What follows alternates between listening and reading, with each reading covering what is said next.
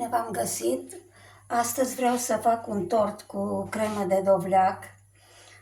Pentru aceasta voi face prima dată blatul. Pentru blat am nevoie de 3 albușuri, 3 gălbenușuri cu 3 lingurițe de ulei de sâmbur de struguri, un praf de copt cu 3 linguri de apă, 3 linguri de eritritol, deci un înlocuitor de zahăr, nu voi folosi zahăr la acest tort, și 5 linguri de făină pe care le-am amestecat cu o lingură de cacao și 2 linguri de nucă măcinată.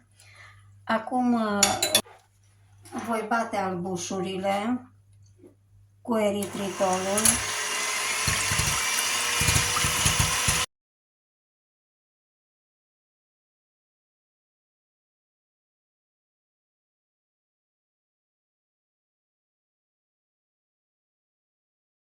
Am terminat de bătut albușul cu eritritolul, acum voi amesteca gălbenușurile cu cele 3 lingurițe de ulei de sâmbur de struguri. Înglobesc gălbenușul amestecat cu uleiul în albușuri și adaug treptat din amestecul de făină, nucă și cacao.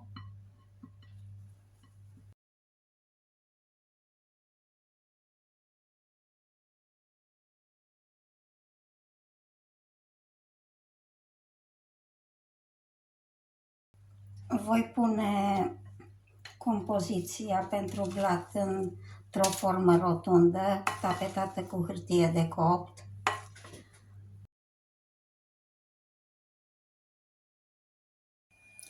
Blatul s-a copt și l-am tăiat în 2 bucăți. Și am mai făcut 4 foi de prăjitură cu amoniac.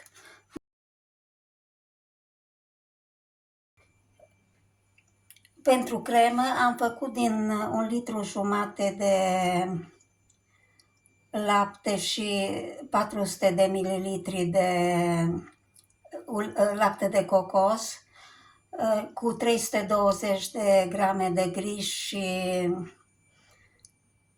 5 linguri de eritritol, am pus în loc de zahăr.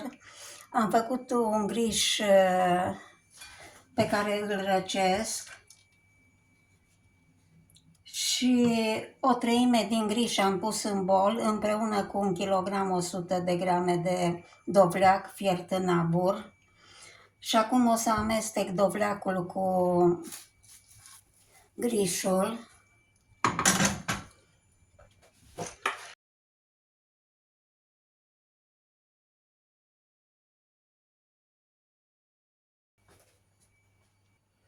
Adaug o linguriță de scorțișoară, pudră, și o fiolă de esență de rom.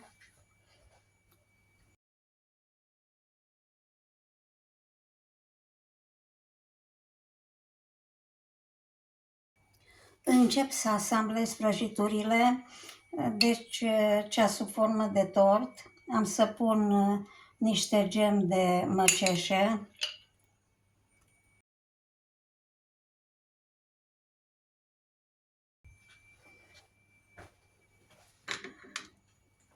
Din crema de dovleac am să pun cam o treime.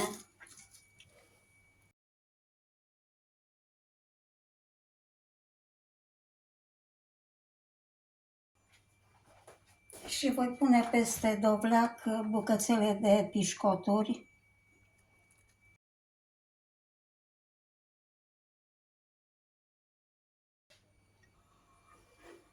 Dovleacul și grișul, după ce se răcesc, le mai amestec 100 de grame de unt fiecare.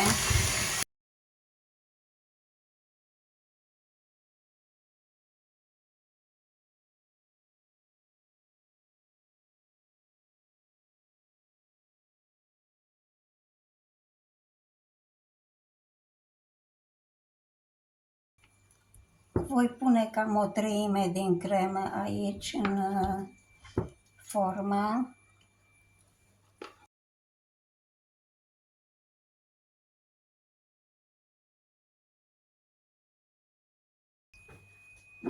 Și acum voi unge forma de blat cu câteva linguri de gem de măceșe.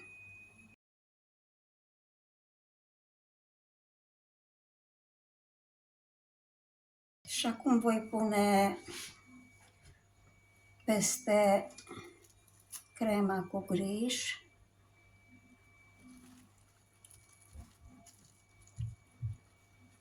Și o să o acopăr și o pun până mâine în frigider și apoi o să pun o glazură de ciocolată.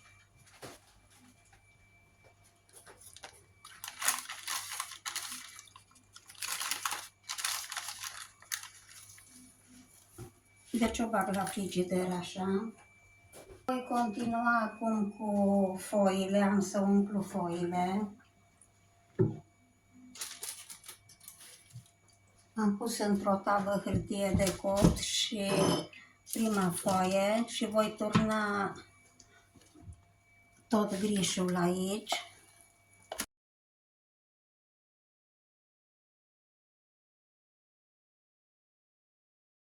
Peste a doua foaie voi pune gem de măceșe sau pastă de măceșe, tot gem îi spun.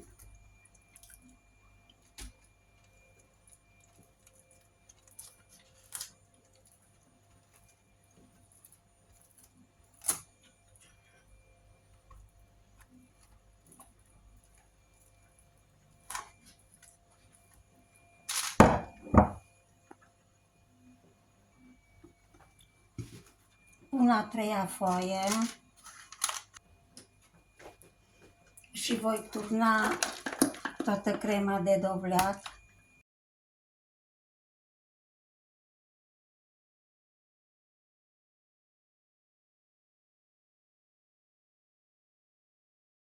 Din 2 ciocolate am pus pe baie de abur ciocolata cu 2 linguri de ulei de struguri și am lăsat până când s-a topit și am pus glazura deasupra, apoi am pudrat cu fulgi de cocos.